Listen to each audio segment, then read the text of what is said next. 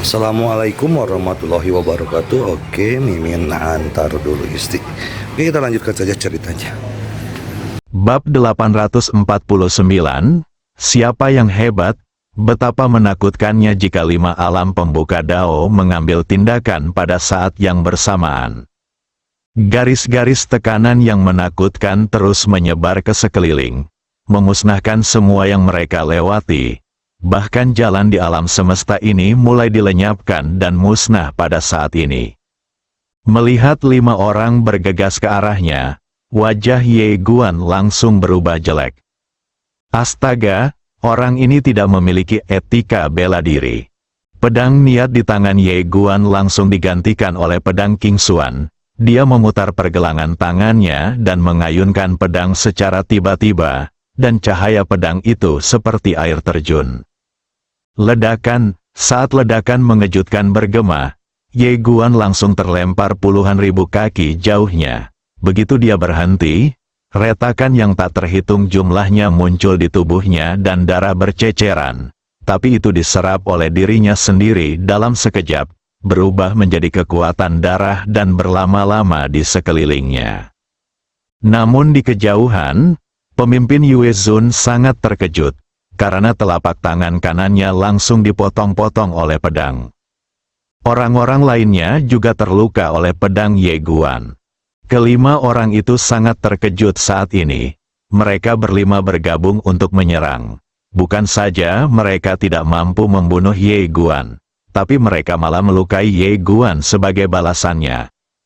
Memalukan, Yue Zun tiba-tiba berkata dengan tajam, "Ada yang salah dengan pedangnya."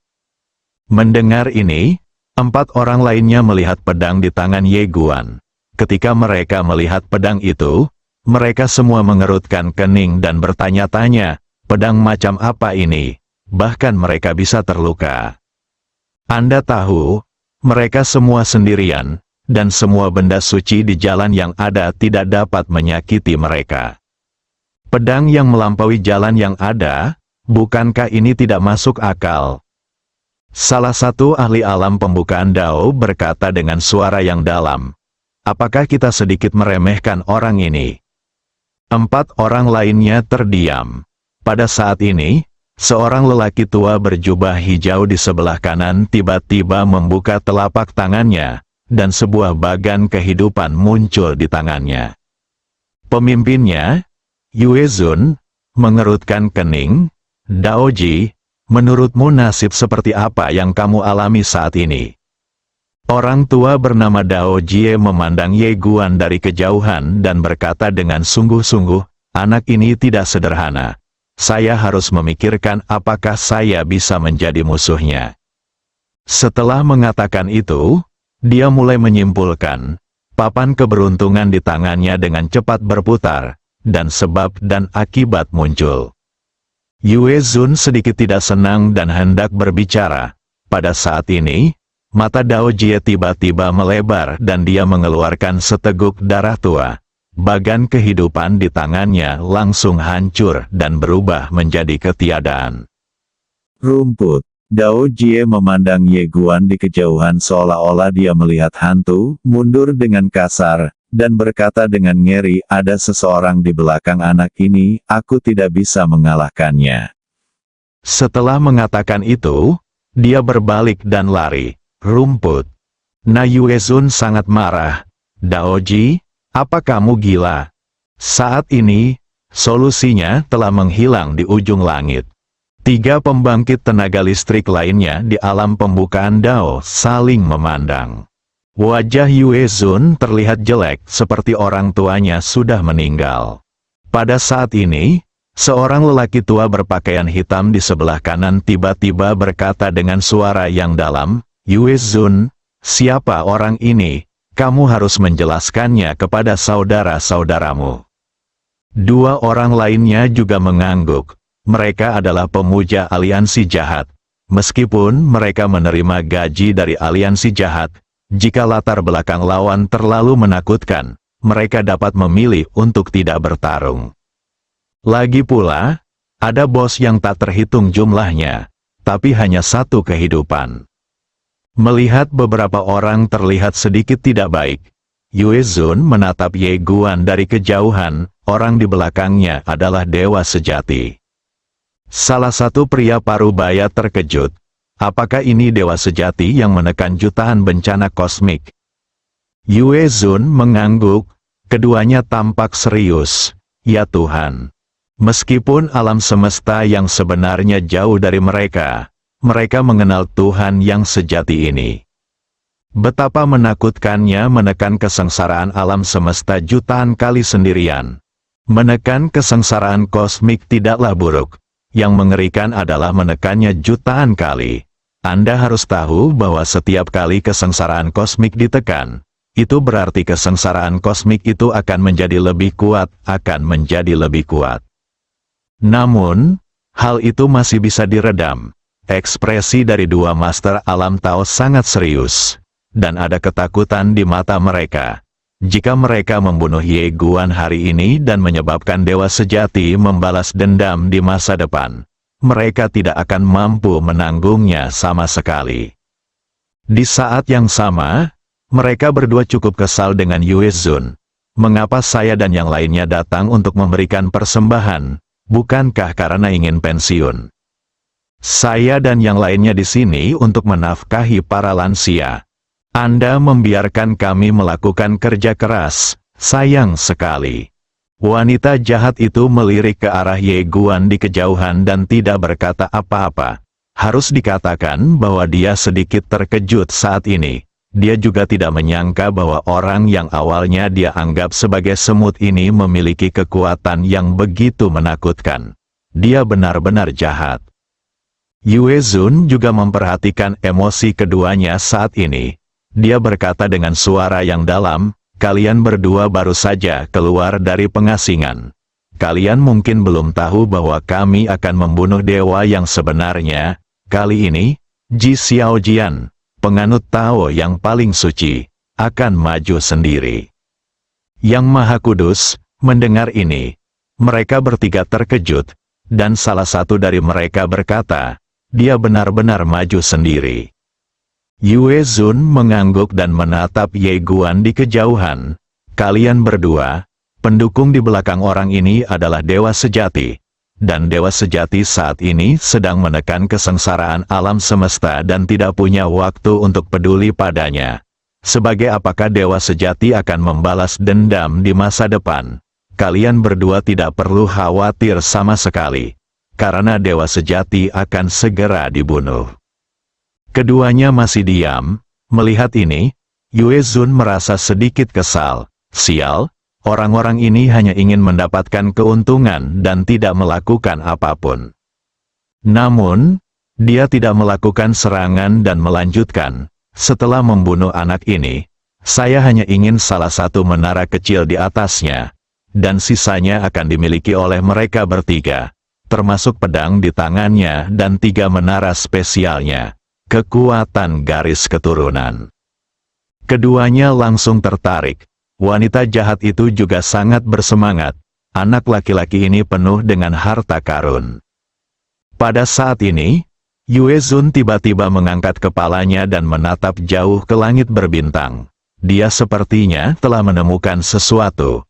Dia mengerutkan kening dan kemudian berkata, kemenangan cepat. Setelah itu, dia bergegas menuju Ye Guan di kejauhan lagi. 3 orang di lapangan saling memandang. Aku ingin darahnya. Aku ingin pedangnya. Aku ingin tubuhnya dan naganya. Oke, ketiganya berubah menjadi 3 pelangi lagi, dan langsung menuju ke Ye Guan di kejauhan. Melihat 4 orang bergegas dari kejauhan, Ye Guan menarik napas dalam-dalam, dan kekuatan darah di tubuhnya langsung mendidih, dan dia memanggil patung darah itu lagi. Pada saat ini, patung darah itu memegang pedang di tangannya. Pedang King Xuan berwarna merah darah. Ye Guan tampak garang, dan tiba-tiba menebas ke depan dengan pedangnya. Potong. Di belakangnya, patung garis keturunan itu memegang pedang King Xuan di kedua tangannya dan menebasnya dengan 1 pukulan. Pedang ini secara langsung merobek langit berbintang dan alam semesta ini. Bintang dan ruang angkasa yang tak terhitung jumlahnya hancur dan musnah, dan gelombang kejut yang kuat langsung menyebar ke ratusan langit berbintang dan alam semesta. Orang-orang berkuasa yang tak terhitung jumlahnya memandang bagian ruang dan waktu di alam semesta ini, mata mereka penuh dengan ketakutan dan ketakutan. Siapa yang hebat? Ledakan, saat Ye Guan menebaskan pedangnya, cahaya pedang yang tak terhitung jumlahnya hancur. Seluruh tubuh Ye Guan mundur dengan keras dengan gelombang kejut energi pedang. Dalam proses mundur dengan keras, patung garis keturunannya langsung hancur, dan cahaya pedang yang tak terhitung jumlahnya hancur. Namun, keempat orang Yue Zun juga ditebas hampir 10.000 kaki jauhnya oleh pedangnya, dan masing-masing dari mereka memiliki tidak kurang dari lusinan energi pedang di tubuh mereka. Setelah keempat orang itu berhenti, mereka semua sangat terkejut, karena mereka tidak menyangka bahwa mereka berempat bekerja sama untuk menyerang Ye Guan dengan seluruh kekuatan mereka. Tetapi mereka gagal membunuh Ye Guan, tapi mereka dan yang lainnya juga dibunuh oleh Ye Guan. Itu keterlaluan. Apakah orang ini benar-benar hanya berada di alam Shinto? Saat ini, salah satu lelaki tua itu berkata dengan suara yang dalam, garis keturunannya tidak bisa dihapuskan. Begitu kata-kata ini keluar, Yue Zun dan yang lainnya tiba-tiba terbangun. Garis keturunan Ye Guan dibombardir oleh mereka berempat dengan seluruh kekuatan mereka. Meskipun patung garis keturunan itu hancur, kekuatan garis keturunan itu tidak terhapus. Tak terhapuskan? Bagaimana ini mungkin? Anda tahu, mereka berempat berada di alam pembukaan Dao, dan mereka berempat bergabung untuk menyerang. Tetapi mereka masih tidak bisa menghilangkan kekuatan darahnya. Pemimpin Yue Zun menatap Ye Guan di kejauhan, dengan niat membunuh di matanya. Kita tidak bisa membiarkan dia hidup. Saat ini, dia merasakan sedikit ketakutan, 80% ilahi. Bertarung melawan empat alam Tao sendirian, ini bukan lagi sekedar masalah monster. Ini sesat, dasar cabul. Pada saat ini, seorang biksu Tao tiba-tiba berkata, dia berada di akhir kekuatannya. Di kejauhan, tubuh Ye Guan telah retak, tulangnya terlihat jelas, dan darah yang tak terhitung jumlahnya terus mengalir dari tubuhnya. Jika bukan karena berkah fisik Aoqian Qian, momen itu sudah cukup untuk menghancurkan jiwanya. Serangan gabungan dari empat alam pembuka Dao bukanlah sesuatu yang bisa dia dan Aoqian Qian tahan sekarang. Dia sekarang mengandalkan kekuatan garis keturunannya dan pedang King Xuan untuk bertahan. Ye Guan tiba-tiba perlahan mengangkat kepalanya, dan pada saat ini, empat alam Tao di kejauhan telah menghilang. Dalam sekejap, aura menakutkan yang tak terhitung jumlahnya datang langsung ke arahnya. Xiao Ta tiba-tiba berkata, telepon seseorang. Ye Guan berkata dengan lembut, Tuan Ta, pernahkah saya berjuang untuk hidup saya? Xiao Ta berkata dengan ngeri, jangan melakukan hal bodoh, kamu tidak bisa mengalahkan ini. Boom booming, sebelum dia selesai berbicara, dua kekuatan garis keturunan yang menakutkan tiba-tiba muncul di tubuh Ye Guan. Dalam sekejap, patung sepanjang 1000 kaki perlahan mengembun dari belakangnya.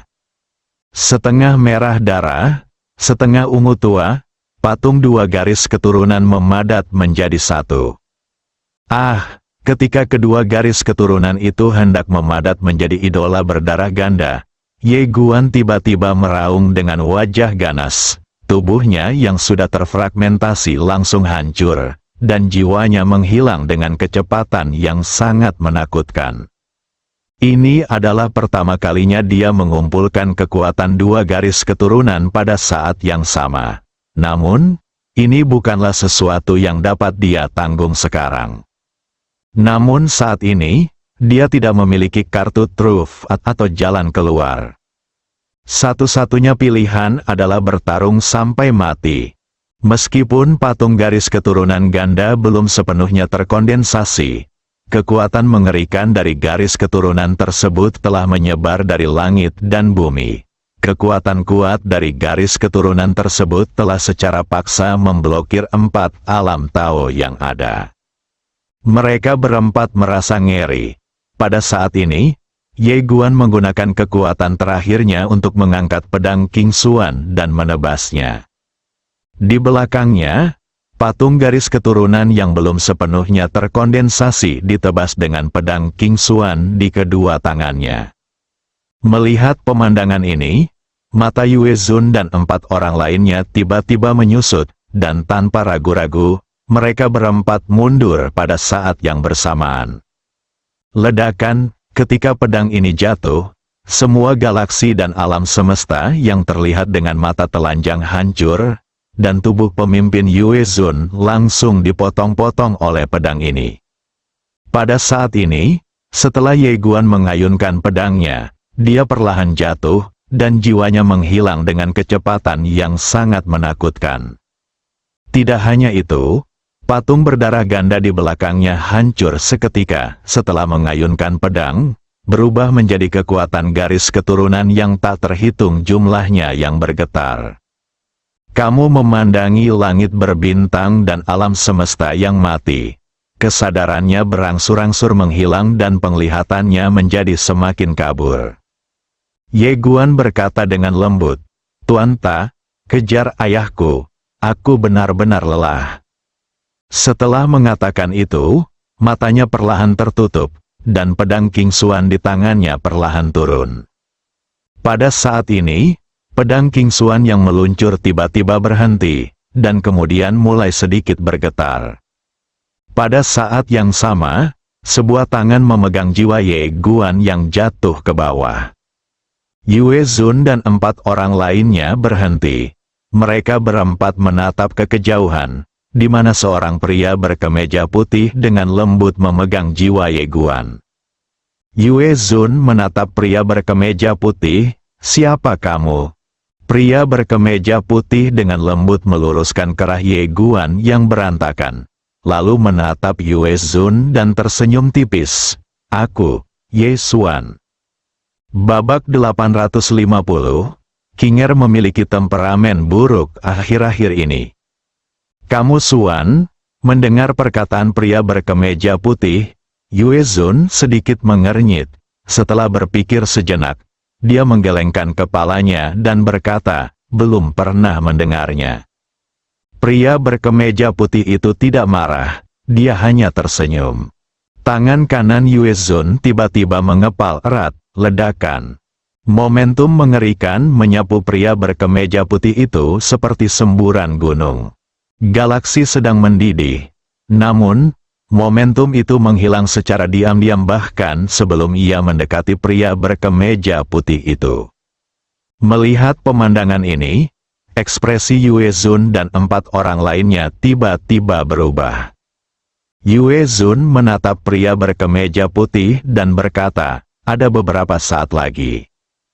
Pria berkemeja putih itu tertawa. Di kejauhan, Yue Zun hendak berbicara, tetapi pada saat ini, sebuah suara tiba-tiba terdengar dari kepalanya, "Ayo pergi." Berjalan, Yue Zun terkejut pada awalnya, dan kemudian wajahnya menjadi sangat jelek. "Pergi sekarang? Bagaimana caranya agar bersedia?" Ye Guan terluka parah dan tidak memiliki kekuatan untuk bertarung lagi. Adapun pria berkemeja putih, meskipun dia terlihat dalam masalah, tapi 4 lawan 1, keunggulannya ada di tangannya. Namun, dia tidak berani melanggar perintah itu. Karena itu adalah Roh Kudus, berjalan, suara itu terdengar lagi di benak Yue Zun. "Orang ini di luar jangkauanmu, aku akan melakukannya." Bukan musuh diri sendiri dan orang lain, Yue Zun mengerutkan kening. Dia memandang pria berkemeja putih di kejauhan dan tidak mempercayainya. "Saya tidak tahu apakah pria berkemeja putih itu bisa mengalahkannya. tapi dia terlihat seperti tipe pria yang punya pendukung. Meskipun hatinya agak enggan, dia tidak berani melanggar perintah Roh Kudus. Dia menatap dingin ke arah pria berkemeja putih di kejauhan dan berkata, "Mundur." Setelah itu, dia berbalik dan menghilang di ujung galaksi bersama 3 orang di sampingnya. Pria berkemeja putih tidak mengejarnya. Matanya selalu tertuju pada Ye Guan dalam pelukannya. Matanya penuh kelembutan dan sedikit kesusahan. Saat ini, dia memikirkan dirinya yang dulu. Sepertinya saya berada dalam situasi yang lebih buruk daripada si kecil ini pada awalnya. Memikirkan hal ini, pria berkemeja putih tidak bisa menahan tawa. Melihat kembali semua kesulitan di masa lalu, sepertinya baru kemarin. Lagi pula, waktuku sudah berlalu.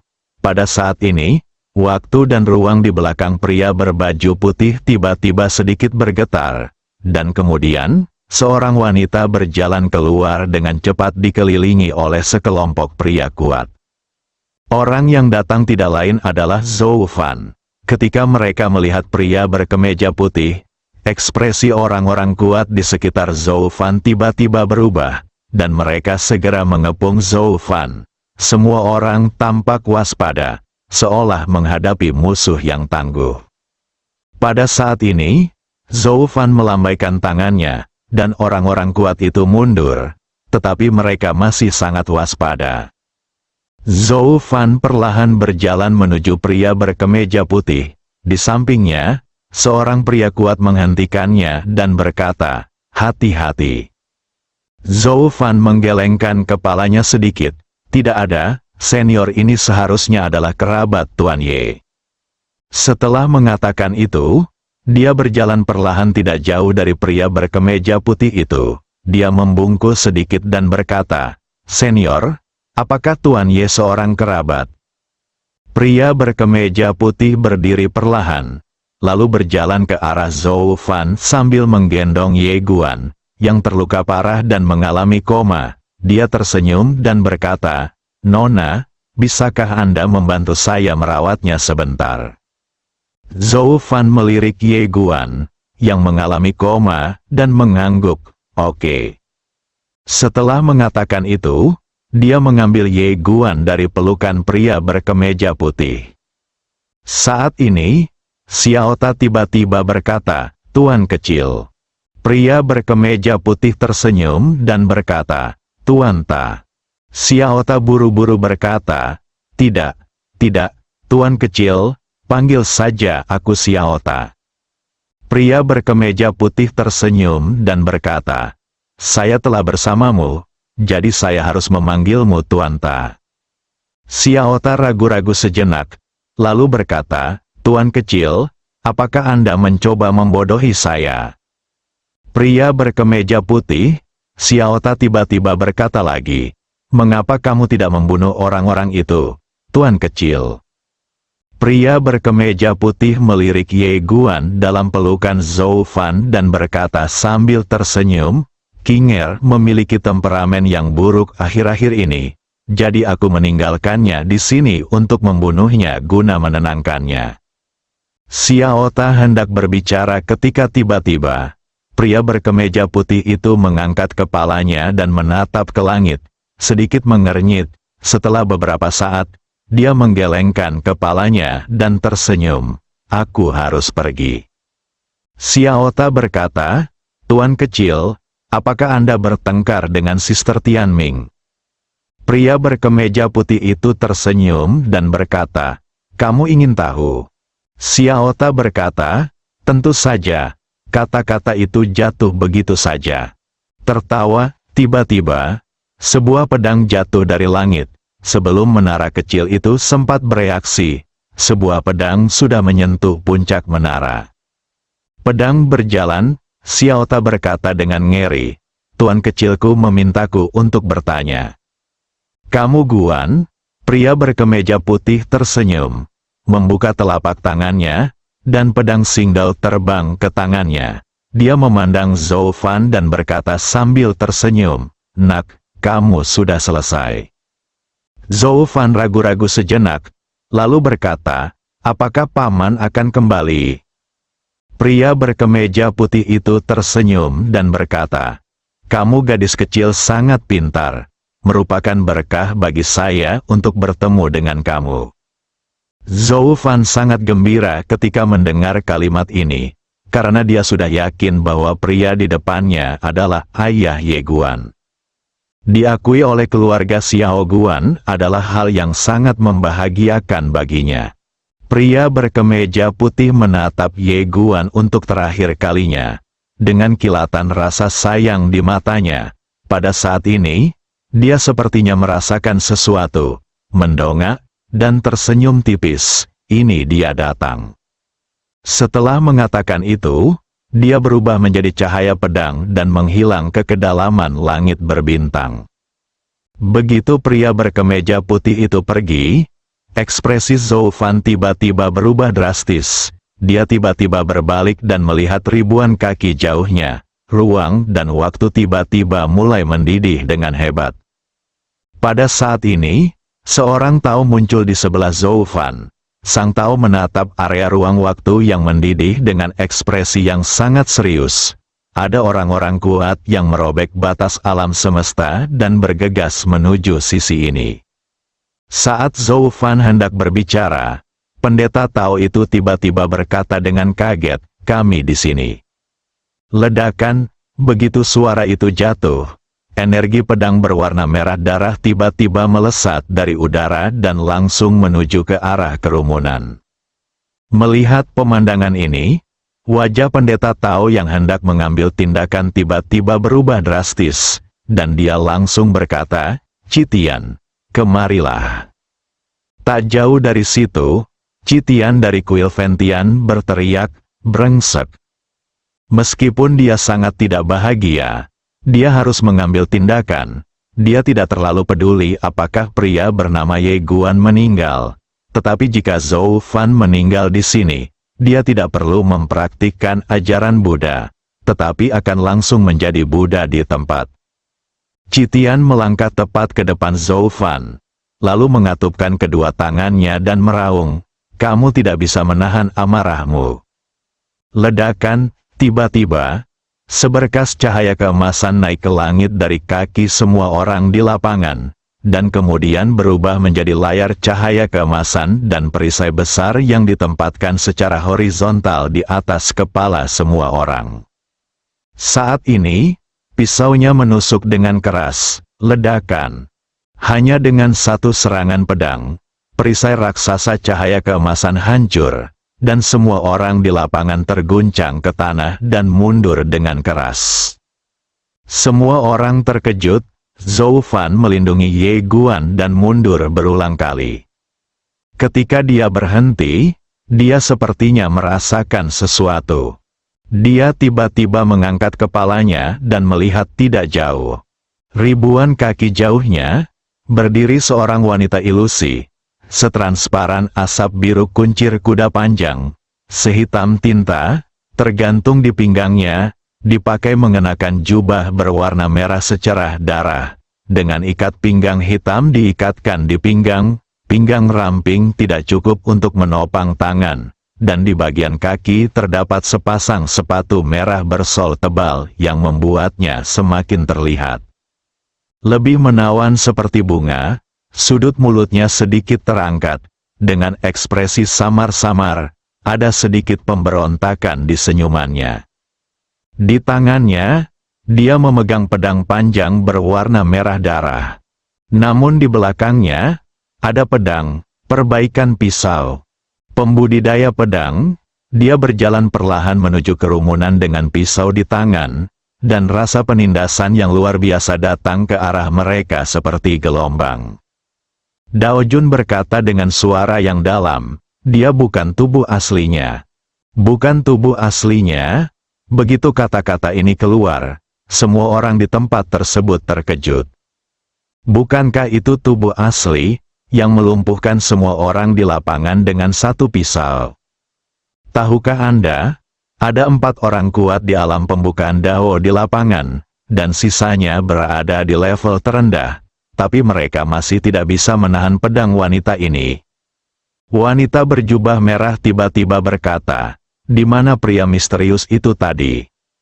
Zhou Fan tahu bahwa dia sedang membicarakan ayah Ye Guan, dan segera berkata, dia ada urusan dan akan segera kembali.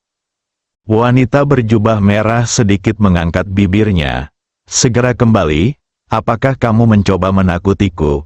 Aku telah melihat dunia." Setelah mengatakan itu, matanya tiba-tiba tertuju pada Ye Guan, yang berada dalam pelukan Zhou Fan. Tanpa basa-basi, dia mengangkat tangannya dan menyayatnya dengan pisau. Energi pedang setinggi 10.000 kaki melintas di lapangan seperti guntur, langsung menuju Zhou Fan dan Ye Guan. Melihat pemandangan ini, Tao Jun merasa ngeri dan berkata, "Biksu, cepatlah naik ke atas." "Rumput," Citian berkata dengan marah. "Anjing tua, menurutmu apakah aku ini Jack?"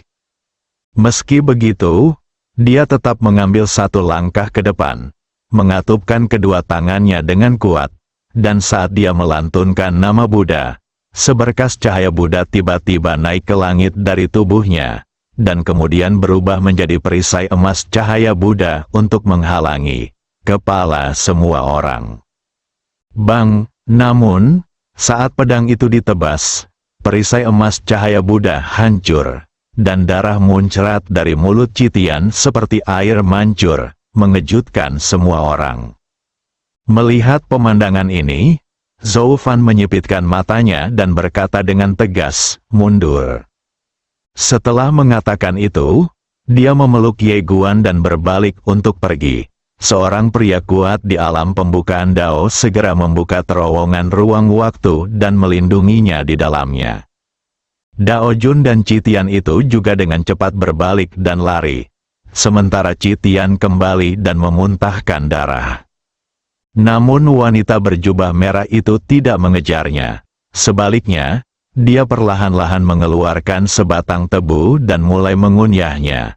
Setelah mengunyah tebu, dia mengambil pisau darah dan tersenyum, lalu melangkah maju. Tertawa, dalam sekejap, ruang dan waktu bintang-bintang dalam jarak jutaan mil di lapangan langsung meledak. Dan di ujung terowongan ruang dan waktu yang jauh, dia sepertinya merasakan sesuatu. Pupil matanya tiba-tiba menyusut. "Beku, cepatlah." Citian mengumpat dengan marah.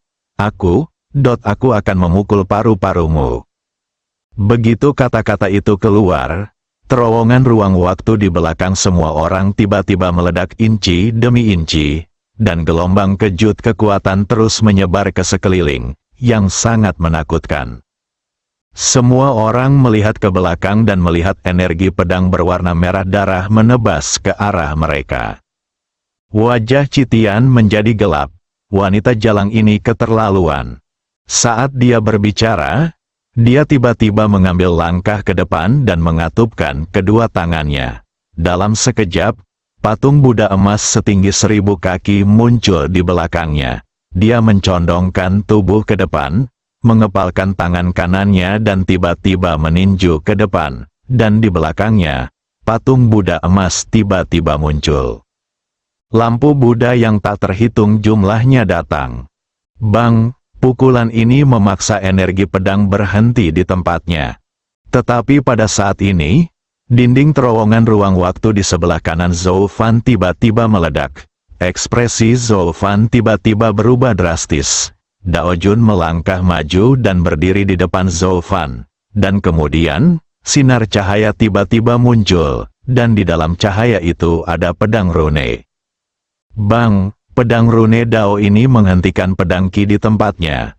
Tetapi sesaat, pedang rune Dao miliknya retak terbuka, dan pada saat yang sama, pedang Qi lain muncul di udara. Ledakan, pedang Dao ditebas, dan kekuatan yang kuat langsung menghancurkan seluruh terowongan ruang waktu. Saat terowongan ruang waktu hancur, semua orang muncul di langit berbintang yang sunyi. Dao Jun, Citian, dan lainnya mengepung Zhou Fan dengan erat, Dan ribuan kaki jauhnya di depan mereka berdiri seorang wanita berjubah merah memegang pisau darah. Wanita berjubah merah itu memegang pisau di tangan kanannya dan tebu di tangan kirinya. Dia tidak bergerak, menunggu tebu habis. Di samping Zhou Fan, Dao Jun menatap wanita berjubah merah itu dan berkata dengan suara yang dalam, dia sedang bermain kucing dan tikus. Kucing bermain dengan tikus. Setelah mendengar kata-kata Dao Jun, ekspresi semua orang menjadi sangat jelek. Wanita ini terlalu sombong. Dao Jun menambahkan, dia seharusnya menjadi kekuatan tertinggi di aliansi jahat. Setelah mengatakan ini, dia menoleh ke arah Zhou Fan. Yang mulia, kami harus menemukan cara untuk kembali ke Dazu.